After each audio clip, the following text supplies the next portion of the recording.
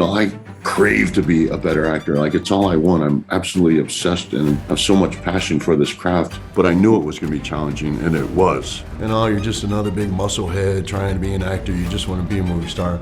People naturally, and I understand why, want to put me in that box. And I fought really hard not to be that guy because I wanted people to take me serious as an actor. I just wanted to prove that I could stand on stage with the best actors in the world and hold my own and feel like they wanted me there, feel like I deserved to be there. And I knew I'd have to pay some dues and struggle a little bit. And I made it the priority of my life.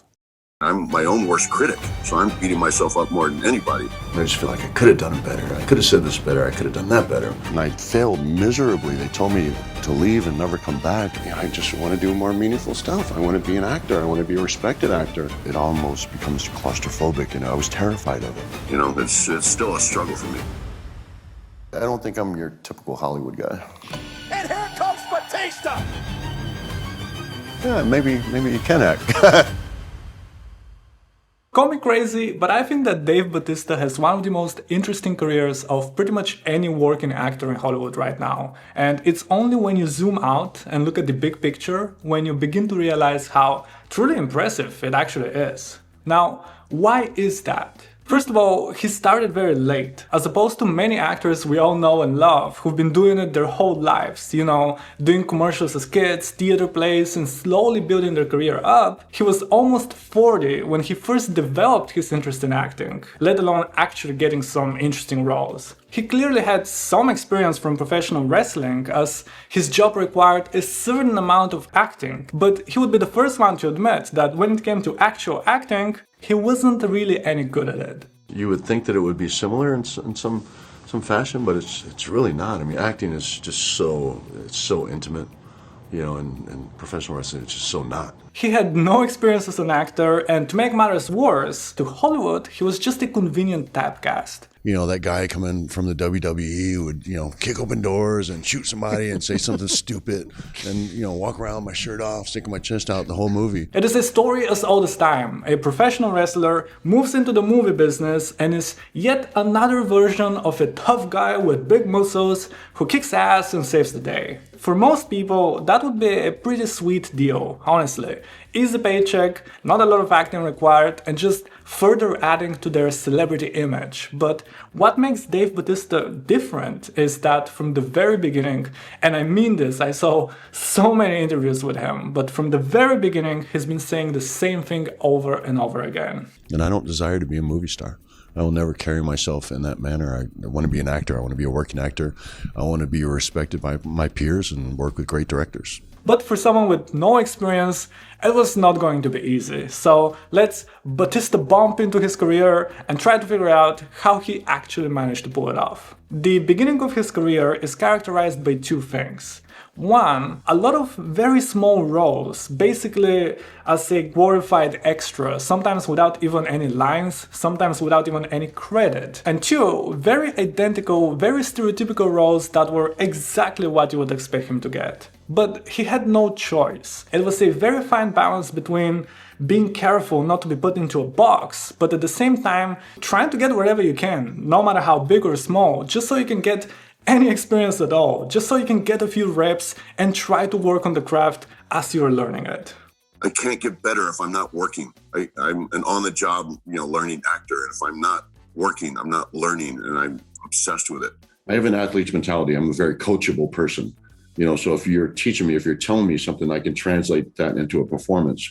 But I need a guideline. I need someone to help me because I didn't go to, theatrical school. I don't have that background. I'm learning on the job. One of his earliest roles was in 2006 when he played an alien who fought with Clark Kent, and around 2010 he quit wrestling in order to fully commit into acting.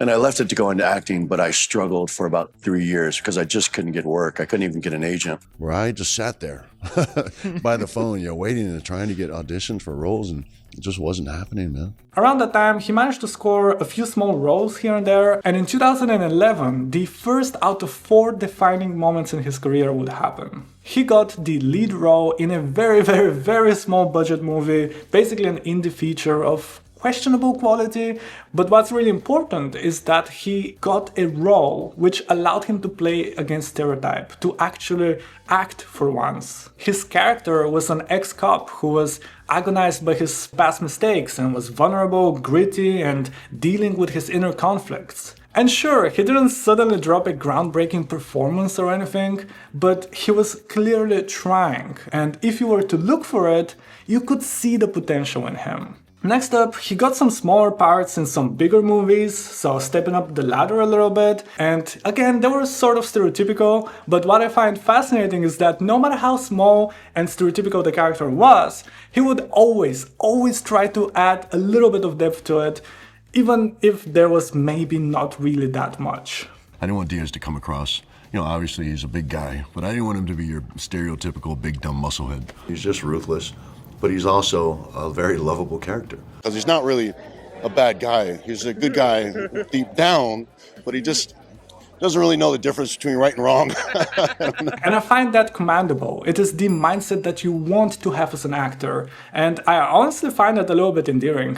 In 2013, after years of grinding and working with acting coaches and trying to improve, the second defining moment of his career would arrive. The newest Marvel superhero has been cast. Former WWE star Dave Bautista has been cast as Drax the Destroyer. James Gunn saw something in him, something that Dave Bautista, as a pattern, seems to not be able to really see for himself. It was going to give me a chance to really show kind of my acting range, and that I wasn't that one note, kind of action guy. But the stuff in the first film that I looked forward to was like the dramatic stuff. A lot of those moments would end up being cut from the movie, but one of them snuck its way into one of the sequels years later, and we got to see a glimpse of what the character of Drax was really about. That was definitely a turning moment in his career, as after the Guardians of the Galaxy, the doors started to open a little bit. I'm so happy and proud to say this. This is the first year I've been a working actor. He played Mr. Hinx in a James Bond movie, which, despite being a small role, was still giving him some credibility of being able to join that franchise as well. And again, despite being a small role, he was always trying to find some depth to the character. He does feel like a very nostalgic classic henchman, but he's just done in a modern, very dark twist. In the following years, he would display a very underrated but very important quality for every actor, and that is being picky and strategic with your career. Right before I left wrestling, I had a conversation with a wrestler named Stone Cold Steve Austin. And he said, look, right out of the gate, you're going to get offered all these really bad roles. He said, they're going to offer you a lot of money, but the roles are going to be bad, and you're going to be stuck in this straight-to-DVD world. And he said, just suck it up, pass on them. If he was to take a role that he might not necessarily be super excited about, it would only be because it would allow him to work with talented actors and directors. I took this job. I wasn't crazy about the job, but I took it because I wanted to work with Stallone. I mean, I got to do a film with Robert De Niro. That's crazy, and it's not a big budget film. And it's not going to be a huge blockbuster, but I think more importantly is I just got to do a film with Robert De Niro. Being true to his goal, he was not a movie star. His name didn't necessarily bring a lot of people to the theaters, but what he was doing was slowly but surely becoming a good actor. In my opinion, he clearly had a talent, but he needed someone to bring it out of him. And then 2017 came around, perhaps the most important and defining year of his entire career. As he was filming Guardians of the Galaxy, he flew to LA to meet with Denis Villeneuve, who was just about to start working on Blade Runner 2049. Apparently, Denis had a small role, but as soon as he saw him, he just straight up told him he's not the right guy. I was literally like 2 minutes into our conversation, and he said, I really hate to tell you this, but you're too young for the role. And I'd never heard that. I never heard you're too young for the role. It's usually, the other way around. Now, I need to take a moment real quick to make this point very clear. Right now, Denis Villeneuve is one of the directors. Everybody wants to work with him. Everything that he touches turns into gold. Nothing and nobody in his movies is there by accident. They asked me if I'd do makeup tests, and of course I agreed, because I wanted the part, and then a screen test, and I did that, and I finally won over the part. As mentioned before, he needed someone to bring the talent out of him, and that is exactly what Denis Villeneuve could do. And as a sign of a great director, he managed to pull out an amazing performance out of him. He's an actor's dream, and I think it is because he's just very descriptive But he didn't make me feel silly about my choices. He said, you know, this, I would like you to do it this way, but this is why I would like you to do it this way. It was a small role, but an important one. He also did an in-universe short film in which he got to explore his character a little bit more, and in my opinion, that was the moment in which he managed to prove to everybody that he was in fact an actor, and he was more than just the stereotype that everybody thought he was. On top of that, he must have made an impression on Denis Villeneuve, because later on, he did get a... Ghosts? Do you have ghosts in here? Did you see that? I swear this fell down by itself. Okay, okay. It's not the horror movie that I want to make. As I was saying, he must have made an impression on Denis Villeneuve because later on he did get a callback to play in Dune and Dune Part 2, and that further gave him that much needed validation to finally be taken seriously as a dramatic actor. I've never had a director until Denis, since Denis, say to me that you're a very strong actor. And he said this to me on the first film. I was holding back because I was self-conscious, and I was very unsure of myself.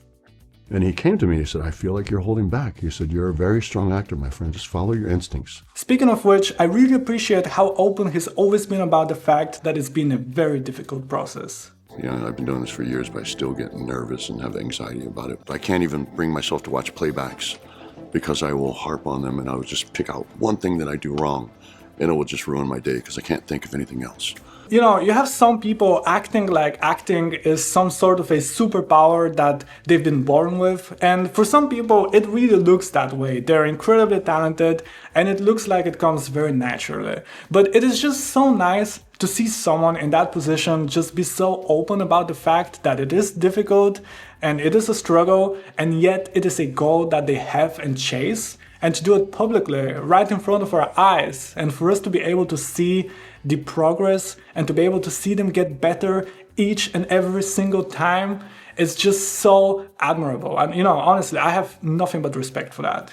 The following years, he continued to explore more roles, some stereotypical, some just for fun, some experimental, but no matter what, his eyes were always on the goal of being a character actor. You know, for a guy like myself, it's not easy to come by roles like this that require like deep performance. And so I don't know how good I can be unless I get these roles. It was something he's been working towards for a decade at this point, and in 2023, the fourth pivotal moment in his career happened. Now it was for real. Dramatic role with a lot of dialogue and long monologues. That film, you know, was going to make me a stronger actor and prove something, you know, because I had stated all along that I wanted to be an actor, a respected actor. Yeah. And this was like, now this was kind of put up or shut up. In my opinion, he pulled it off. He managed to melt into the role, and while I don't think he's fully there yet as a complete actor, the progress and the potential is undeniable. In many ways, Dave was in the arena of like someone who's beginning and open to every opportunity emotionally and doesn't have the bad habits and kind of is learning from the go, and they have a direct access to their purest emotions. He also gained a lot of weight for the role, which didn't help with him being put into that box of being a tough guy. So after completing the movie, he also lost a lot of weight and changed the way he looks, just further showing how dedicated he is to this, and as he puts it, wanting to look better next to other actors on camera. So at 6'4", 240 pounds, next to your typical actor, I look like a gorilla, and it's distracting. So. He continues to challenge himself with interesting roles, and for me as an audience, it is nothing but joy to watch him evolve. I'm never really satisfied, and I want to grow as an actor. I see room for improvement, and I hope that just expresses how passionate I am about this craft. As for the future, his next step might be directing, and if his track record of switching careers is anything to go by, he might as well just pull it off.